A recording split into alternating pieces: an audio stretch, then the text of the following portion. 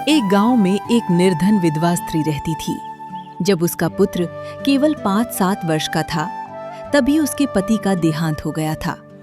पति के जाने के बाद माँ ने केवल इसी उम्मीद में जीवन के सारे कष्ट सहे कि उसका बेटा बड़ा होगा, कुल का सहारा बनेगा और विवाह के बाद घर में खुशियां लौटेंगी।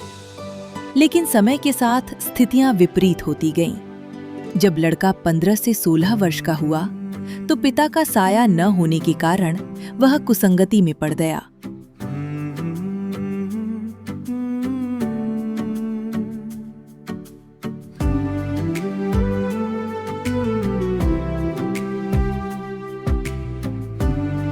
वह आवारा दोस्तों के साथ उठने बैठने लगा, शराब, सुल्फा, बीड़ी और अन्य नशीली वस्तुओं का सेवन करने लगा।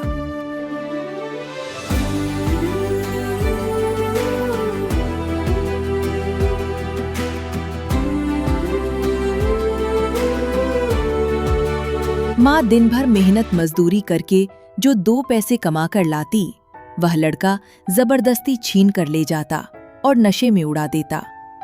माँ रोज आंसू बहाती और अंदर ही अंदर घुलती रहती। गांव से लगभग 1 किलोमीटर की दूरी पर एक संत जी का आश्रम था। वहां पूर्ण संत का आगमन होता था।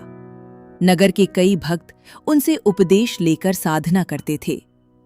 जब भी संत जी आश्रम में ठहरते, तो गांव के शिष्यों ने बारी बांध रखी थी कि प्रतिदिन कौन सा परिवार संत जी और उनके सेवकों के लिए भोजन की सेवा करेगा। एक दिन एक अन्य सत्संगी बहन की बारी भोजन खीर प्रसाद बनाने की थी। दुर्भाग्यवश उसका दूध फट गया। चिंता में डूबी वह बहन अपनी पड़ोस में रहने वाली उसी दुखियारी विधवा माँ के घर पहुंची। पड़ोसन ने कुशल क्षेम पूछा तो विधवा माँ रो पड़ी और बोली, बहन, जीवन में कोई चैन नहीं है। सोचा था बेटा सहारा बनेगा, लेकिन इसने मेरा खून सुखा दिया है। न सुनता है न कमाता है। तभी सत्संगी बहन ने आने का कारण बताया कि आश्रम में संत जी के भोजन के लिए खीर बनानी थी और दूध खराब हो गया है। उसने थोड़ा दूध उधार मांगा। निर्धन माँ ने बिना संकोच किए अपने घर की पूरी बाल्टी उठाकर उस सत्संगी बहन के पात्र में उड़ेल दी। उसने कहा, बहन, सारा ले जाओ, शायद इसी बहाने मेरा भी कोई पुण्य बन जाए। दूध की इस निस्वार्थ सेवा को देखकर सत्संगी बहन बहुत प्रभावित हुई। उसने सोचा कि यह दुखी आत्मा यदि प्रभु की शरण में आ जाए तो इसका कल्याण हो जाएगा।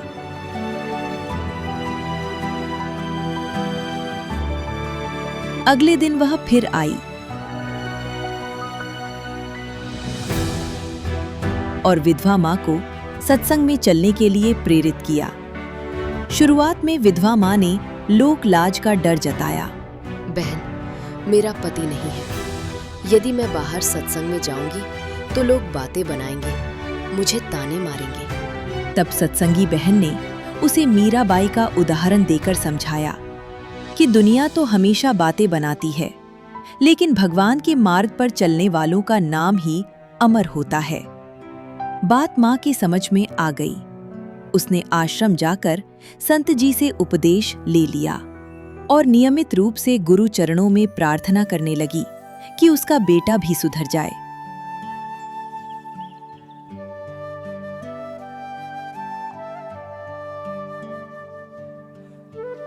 एक दिन उस माँ के मन में इच्छा जागी कि वह भी संत जी को अपने हाथों से भोजन बनाकर खिलाए, लेकिन निर्धनता के कारण कोई अपनी बारी देने को तैयार नहीं था। आखिरकार उसी सत्संगी पड़ोसन ने अपनी शाम के भोजन की बारी उस माँ को दे दी। माँ ने बड़े भाव से खीर, हलवा और रोटियां तैयार की, लेकिन जैसे ही भोजन तैयार हुआ, माँ को अचानक भयंकर बुखार आ गया। वह इतनी अशक्त हो गई कि 10 कदम भी नहीं चल सकती थी। उसी समय उसका बेटा घर लौटा। लड़के ने माँ को तेज बुखार में देखा। माँ ने गिड़गिड़ाकर कहा, बेटा, आज संत जी के लिए भोजन बनाया है। मेरी देह नहीं चल रही, तू ये भोजन आश्रम तक पहुंचा। बेटा मना करने लगा, क्योंकि उसने उसी रात अपने चोर साथियों के साथ मिलकर राजा के महल में चोरी करने की भयंकर योजना बना रखी थी। रात 12 बजे उन्हें मां काली के मंदिर में एकत्र होना था। लड़के को डर था कि आश्रम जाने में देर हो जाएगी और वह चोरी के माल से वंचित रह जाएगा। लेकिन मां को फूट फूट कर रोते देख उसका दिल पसीज गया। उसने सोचा कि अभी 8 बजे हैं, जल्दी से भोजन देकर लौट आऊंगा। लड़का तेजी से भोजन लेकर आश्रम पहुंचा। संत जी उस समय स्नान कर रहे थे।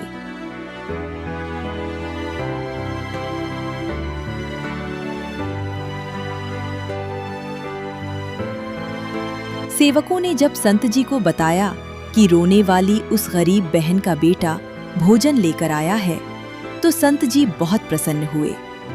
जब संत जी आए तो उन्होंने सोचा कि लड़का पहली बार आया है, इसे थोड़ा ज्ञान सत्संग सुना दें ताकि इसकी बुद्धि सुधर जाए। संत जी उसे भक्ति और मानव जीवन का महत्व समझाने लगे। लेकिन लड़के का ध्यान तो घड़ी पर और अपनी चोरी की योजना पर था। वह मन ही मन झल्ला रहा था। जब भोजन समाप्त हुआ तो बर्तन साफ करने की बात पर भी वह चिढ़ गया।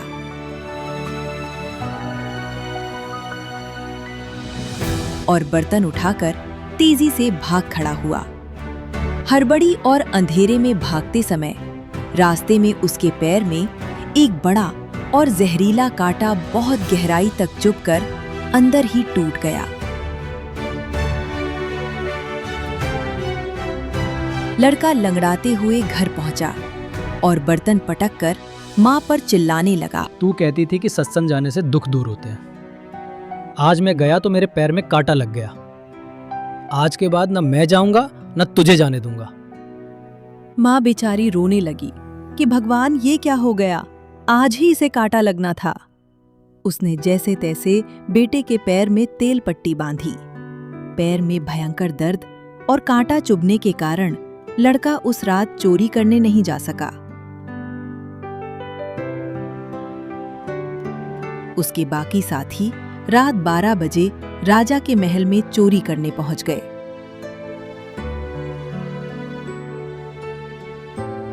लेकिन महल के सुरक्षा पहरेदारों ने उन सभी चोरों को रंगे हाथों पकड़ लिया।